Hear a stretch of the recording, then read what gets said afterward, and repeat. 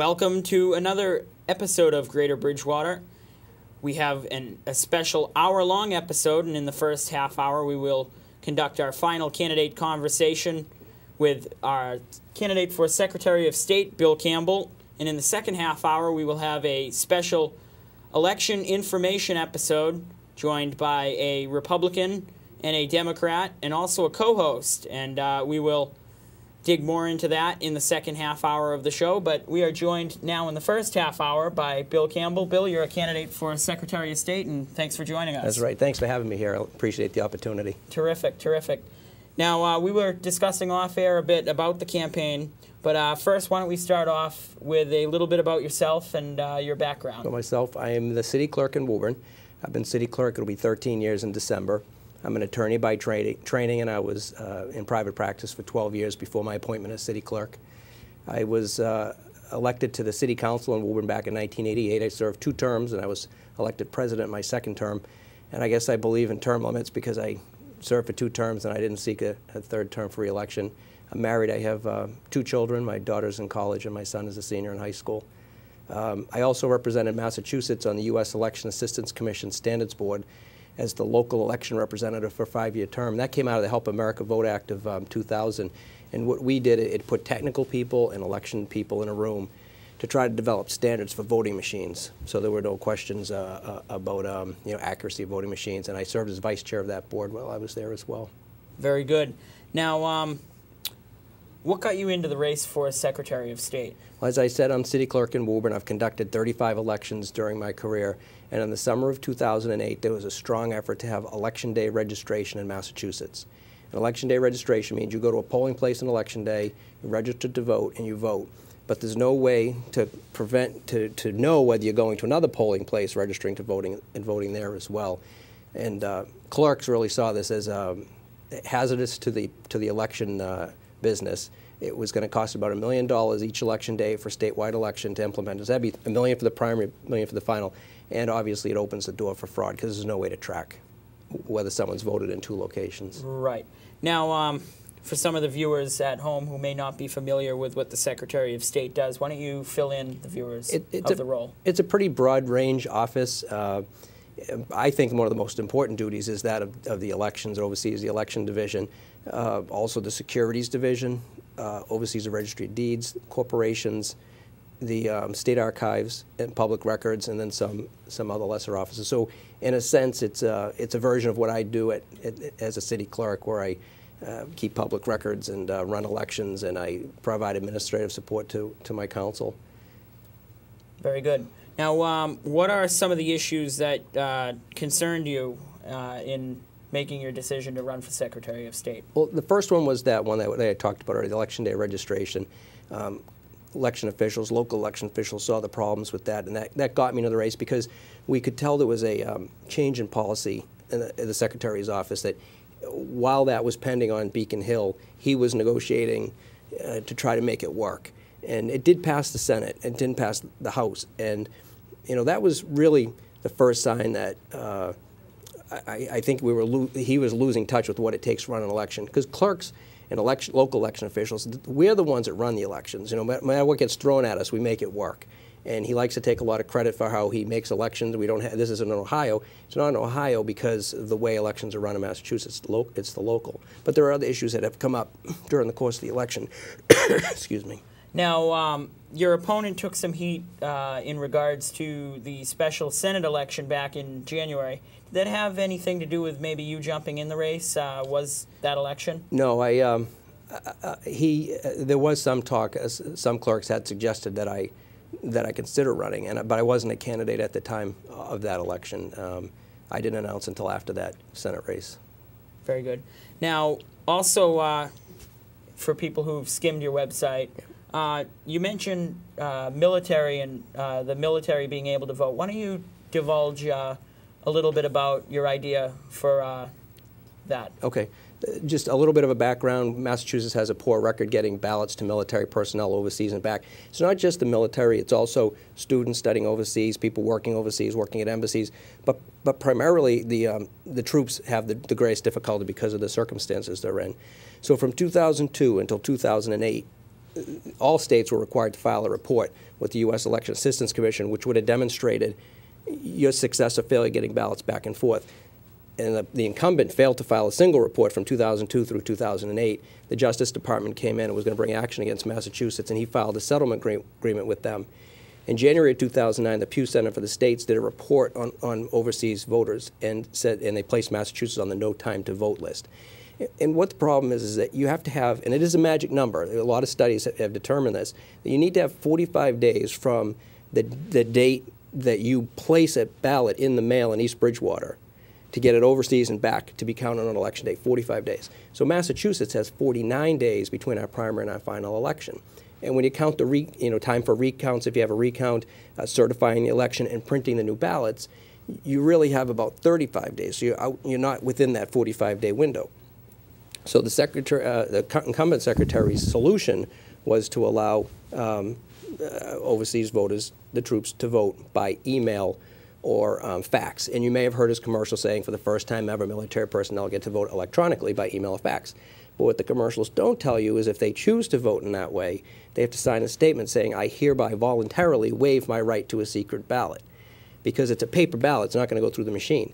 And there are other choices to wait for the paper ballots to be printed and take a chance they're not going to be counted on election day. Now, it seems like a lot of fraud can come from this. What is the level of fraud and that could come of it? Has there been much research done or any that you're aware of? On this particular, this is the first time we've had the electronic ballots. I could see your point that it could be it could be a situation where there is fraud. I have great faith in my colleagues, the city and town clerks.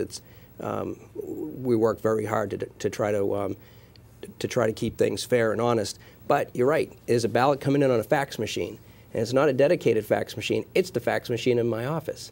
It's coming in in an email that you open up on a computer. So what can happen in the course of that transmission. So my solution would be to change the primary date to no later than the first couple of weeks in August, which a lot of states, that's kind of like the cutoff for them, and they comply with the federal MOVE Act, is the MOVE Act that we're not in compliance with. It would cost taxpayers nothing, and it would open up that 45-day window. See, the other thing is, if you do that, there's a great chance that the ballot's going to come back and be counted on election day. Now, we have an extra 10 days that we add on in Massachusetts for somebody who does have a paper ballot to say, well, if it gets there within 10 days after the election, we'll still count it and add it in. But again, you're invading the privacy of that ballot. Because if you do your election count and precinct 1 has so many votes, and you have one ballot from precinct 1, which comes in 10 days later, we open it 10 days later, everything goes up by 1, you know exactly how that particular voter voted. So it's not the best solution. The best thing to do is what most other states have done, and that's move their primary out. Some are in June, some are in August, and that's kind of a policy decision, but it can't be later than the beginning of August. Very good. Now, why don't we just jump back quick to a little bit about yourself. Have you held elected office before, and if so, what experiences do you have? The city council, where I was president of the city council in Woburn for a 4-year term. I also did run for representative, state representative in 1990. And I wasn't successful in that race, but it was a good year. It was a year like we're having this year, where new voices had an opportunity. But just the numbers weren't there. And then my government service as the city clerk for going on 13 years. Now, what are 5 things that you would do if elected that your opponent has not done? Well, one is I would continue to oppose election day registration. Secondly, I would urge the legislature, that MOVE Act was passed a year ago, and he's done nothing to urge the legislature to change the primary date. I would do that as well. I would also work on legislation or support legislation to require voters to show IDs at the polls on election day. That bill's passed. That bill is introduced every legislature, but there's not a secretary in place who would give the weight of the office to try to get that through, and I would do that. We talk a little about that in a bit, and also the Registry of Deeds. The Secretary of State oversees Registry of Deeds. Other than putting his name on the sign outside, he has very little. He's done relatively little to streamline them and to make them uniform. And I hear from practitioners that one registry you have to pay for copy, one registry you don't, one is online, one's not online, so I'd like to work on that issue. And then another issue is the securities division. There's obviously going to be a little friction between the regulator and the regulated. But from what I'm hearing from people in the financial services field is there's a really hostile environment when it comes to their field. And that really came to light this summer when the Secretary's office released the personal data on 139,000 financial advisors, which included their name, address, their date of birth, place of birth, hair color, eye color. It was an accidental release, but the Secretary never stood up, apologized, or took responsibility for that. Now, you did mention it briefly, but one thing that really has taken off, especially this year, is the show ID to vote. There's a lot of videos online. We see a lot of the show ID to vote signs, whether it be Tea Party events, sign standouts.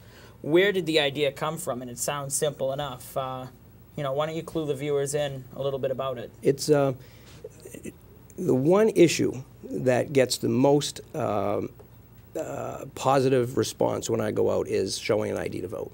Most people would feel more comfortable showing an ID to vote. And that's my experience running elections, that people want to show an ID to vote. And some people already do. And they're kind of surprised when they show the ID and the poll worker says, oh, we don't ask for them. Now, the Secretary will tell you that there's currently a regulation that allows you, in a case where there's a suspicion of fraud, to ask for an ID.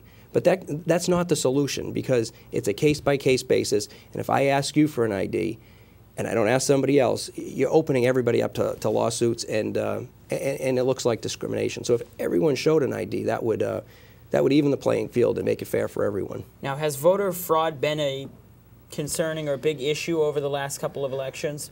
I think it always is. And the U.S. Supreme Court, Todd Rokita, who's the Secretary of State of Indiana, a friend of mine, I've talked to him about this issue. He made a pledge to get requirement for IDs at the polls in Indiana, and he did get it through. That's the very statute that was challenged in the U.S. Supreme Court. The U.S. Supreme Court found it was a reasonable regulation of elections. And what they said, they quoted the Baker, which is the Carter-Baker Commission, which is Jimmy Carter and former Secretary of State Baker. And the Carter-Baker Commission said that while there's no evidence of widespread fraud, it does exist. And too many elections come down to a handful of votes. And that communities have changed and societies have changed, and that the way to increase and restore faith in the election system is to require IDs at the polls. Very good. Now, how has your campaign message resonated with the voters? Very well. Wherever I go, I've had positive feedback from people really on those for me, what are the three big issues, those three election issues. And in general, I think there's an interest in having new leaders, both Beacon Hill and Capitol Hill. Now, my opponent, the incumbent, has been in this office for 16 years, and he's been on Beacon Hill for nearly 40 years.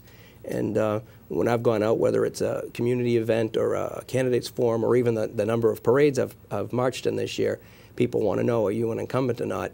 And when I tell them I'm not an incumbent, they say, you got my vote. So that seems just the fact of new and somebody with skills where I've done corporate work, I've done real estate work, I've run elections, I've served in government, I've served in the private sector. I have the skills necessary to perform the duties of the position. Now, what seems to be the biggest issue in regards to people you meet out on the street? What seems to be the biggest issue they address to you? The biggest issue is, what does the Secretary of State do? It's not a very colorful position. It's not governor. It's not Congress. And it has been a process of educating people during the era of the position and the importance of the position. When they hear about what it does and some of the roles and duties it has, they